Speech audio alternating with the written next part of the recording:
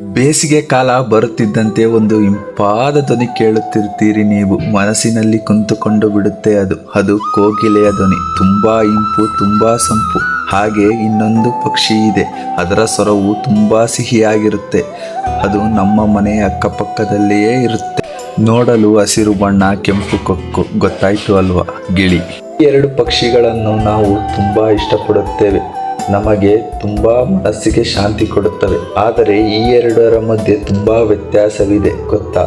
ಕೋಗಿಲೆ ಕಾಡು ಉದ್ಯಾನವನದಲ್ಲಿ ಸ್ವತಂತ್ರವಾಗಿ ಇರುತ್ತೆ. ಗಿಳಿ ಎಷ್ಟೋ ಸಾರಿ ನಮ್ಮ ಮನೆ ಪಂಜರದಲ್ಲಿ ಸಿಕ್ಕಿ ಹಾಕಿಕೊಂಡಿರುತ್ತೆ. ಯಾಕೆ ಆಗುತ್ತೆ ಇದು? ಯಾವಾಗಾದರೂ ಯೋಚನೆ ಮಾಡಿದ್ದೀರಾ? ಯಾಕಂದರೆ ಕೋಗಿಲೆ ತನ್ನ ಹಾಡನ್ನು ಹಾಡುತ್ತೆ, ಗಿಳಿ ಬೇರೆಯವರ ಹೇಳಿರೋ ಮಾತನ್ನು ನಕಲು ಮಾಡುತ್ತೆ. ಯಾರು ತಮ್ಮ ಮಾತಿನ ಬಗ್ಗೆ ದೃಢವಾಗಿರುತ್ತಾರೋ, ತಮ್ಮ ಮನಸ್ಸಿನ ಮಾತು ಕೇಳುತ್ತಾರೋ, ಅದನ್ನೇ ಮಾತಾಡ್ತಾರೆ, ಅದನ್ನೇ ಮಾಡ್ತಾರೆ ಕೂಡ. ಅವರು ಈ ಪ್ರಪಂಚದಲ್ಲಿ ಸ್ವತಂತ್ರವಾಗಿರುತ್ತಾರೆ. ಯಾರು ಬೇರೆಯವರು ಹೇಳಿದ್ದನ್ನು ಕೇಳುತ್ತಾರೋ, ಯಾವಾಗ ಯೋಚನೆ ಮಾಡೋದಿಲ್ವೋ, ಅವರು ಬಂದಿಯಾಗ್ಬಿಡ್ತಾರೆ. ಇಂದು ಪಂಜರದಲ್ಲಿ, ಇಲ್ಲ ಅಂದರೆ ವಿಚಾರದಲ್ಲಿ. ಏನಾಗಬೇಕು ಅಂತ ಇದ್ದೀರಾ ಹೇಳಿ ನೀವು? ಕೋಗಿಲೆನಾ ಅಥವಾ ಗಿಳಿನ?